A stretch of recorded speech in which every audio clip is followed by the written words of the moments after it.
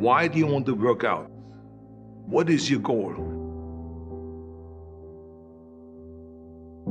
The most important thing is that you have a vision, that you have a goal. Because without that vision and without that goal, again, you're drifting around and you're never going to end up anywhere. People don't become successful just by accident. You know, I mean, maybe the guy that found gold in California and started the gold rush, but don't count on that. That's the one in a lifetime kind of a situation. So you got to really have a specific goal. And to me, to have that vision that I want to be Mr. Universe, that I want to be the greatest bodybuilder of all time. That was a great vision, and that specifically to look like Reg Park and to be up there on that stage and to lift the trophy overhead and to win the championship over and over and over again. So that was a great goal. You have to have a goal. Now, it doesn't have to be that specific goal, but it has to have some goal. This is why I always recommend to people, sit down, take your time, and start thinking about, why do you want to work out? What is your goal? And that can be as crazy as it is. It could be, I want to impress girls. If that's your goal, so be it, but it motivates you. It could be that you're emulating a certain, bodybuilder or a certain football player, a certain boxer, whatever it is. Have those pictures put all over the wall like I did when I was a kid. I put pictures of Reg Park and of Sonny Liston, of boxers and of Ali and of powerlifters and weightlifters all over my bedroom, wall. So that every day when I go to sleep, every day when I wake up, I look at those pictures and they motivate me. You need that motivation, and then therefore you have this kind of imprint in front of you all the time, and you know exactly what you're chasing.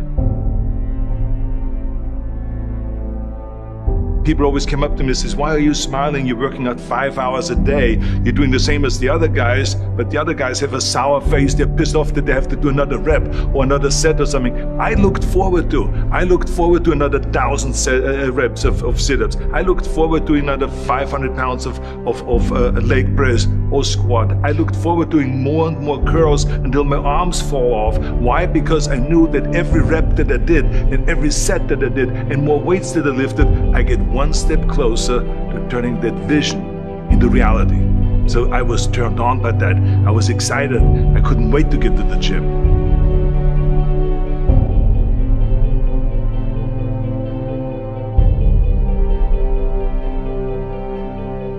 I remember that when I weighed 245 pounds, and Bob Rafelson, the director of Stay Hungry, said to me that I'm interested in having you come in for a reading and work on your acting and all this, because I'm interested in having you in a movie to star with Jeff Bridges and with Sally Fields. I was delighted about that, and I was excited, and I started pumping up more and more. And then he said, but I don't want you to weigh more than 210 pounds. You want me to be in the movie, but I'm weighing 245, 246. I say, I just won the Olympia, I say, which was 1974, and I was really at my biggest. And but he demanded that, and he says, look, it's very simple. On the day we start shooting, he says, I'm gonna put you on a scale, and if you don't make the 210, you're out, because I have someone else in mind. And I worked on it. I started visualizing myself very clearly as a lean athlete, because that's the only way I could lose that weight and all of a sudden get interested in running more, because up until that point I ran like 3 miles after training or before training or whatever, but now all of a sudden it was 5 miles, 6 miles, 7 miles, 8 miles, and they even ran mini marathons in order to lose the weight, and I did everything with high reps, and I was watching my diet, what I eat and all those kind of things. But the day before, I remember we were in Birmingham, Alabama. The day before I was at the YMCA with Bob Rafelson. He was swimming and I was working out and I was running. There was a track there and I was running. He says, let's step on the scale.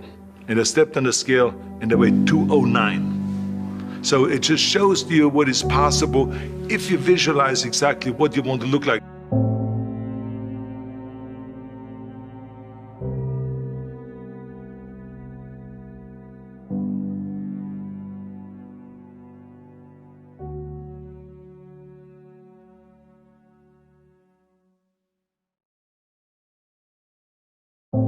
And there was no room for any kind of like, well, I can't get my act together or anything like this, because there's only a certain amount of time. But the key thing again is have the clear vision.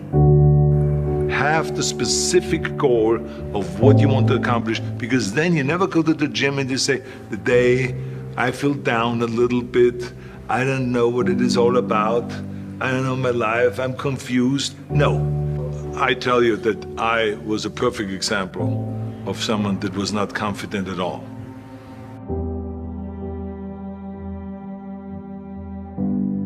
I mean, when I was a kid, I was just like any other kid. I had my hang-ups and problems and all this. But when I joined the weightlifting club and I won my first little trophy because I did the best clean and jerk, and then we went to another meet and I won another little trophy, I started feeling like somebody. But the bottom line is, everyone can use the same method, because I used it in politics, I used it in making money, I used it in everything that I've done in the movie business. When you have one little victory, little victories add up, and that is what gives you then ultimately confidence. Well, for me, the most important thing always is to have a deadline. So when I, for instance, had a competition, and let's say the competition was in the middle of September, and it was now beginning of summer, so there was no more time to screw around. So there was the time now to get going on a diet, to get going with the training, to not slack off at all, because there was a deadline there. The day of the competition, I had to be in the best shape possible. And I knew that if I come to the competition and I lose because I did not schedule my training the proper way, or I didn't have the right frame of mind, or I didn't give everything, literally worked my butt off, I would be just so angry. So I never wanted to be in that situation. So this is why it was very important to pick that time and to say, this is when I have to be in top shape, and then I work towards that. But it's not just with the competition. I mean, it's the same in the movie business. I mean, to me, it was always a big advantage when I said, okay, my movie starts on April 1, and I have now 3 months, so I have to get really in great shape. So you pick those times. It could also be that you have no movie and you have no Mr. Olympia or no Mr. America, no Mr. Universe coming up or any of those things. But you say to yourself, the summer starts in June. I'm gonna go to the beach in June, and at that time I want to be in great shape. So that creates an urgency that makes you really start training hard and taking it seriously. Because if you don't have a specific plan, then you wander around. I mean, you can have, as I've told you many times, the best ship or the best plane in the world, but if you don't have a specific goal where you want to go and when you want to get there, you just drift around and you never get anywhere. So this is why it is so important to create that urgency and have a specific time when you want to be in shape.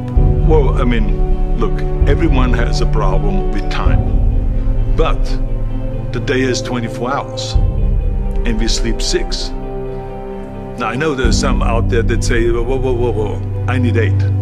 Well, I say just sleep a little faster, because the bottom line is we have 6 hours of sleep, 24 hours are available, so you have 18 hours now available to your work, your family, your hobbies, and also to learn something new or to do something new, which could easily be that you want to learn a new language, or that you want to read as a New Year's resolution, I have to read a book every week, or you say, I'm gonna go and reshape my body. So you're gonna go and take this hour out of your schedule and say, I'm gonna train an hour every day. So this is, for most people, a huge challenge, but it is totally doable, I can tell them, because the kind of things that I did when I came to this country, I mean, I went to school, I was working in construction, I was working out my 5 hours a day, I was taking acting classes from 8 o'clock at night to 12 midnight, I was doing all of those things. I wanted to make sure that out of the 24 hours of the day, that I don't waste one single hour. Those hours were too precious. And so there I just want to tell people, don't give me this thing, I have a difficult time with the time and I don't have time for this and I don't have that. You have time, you make the time.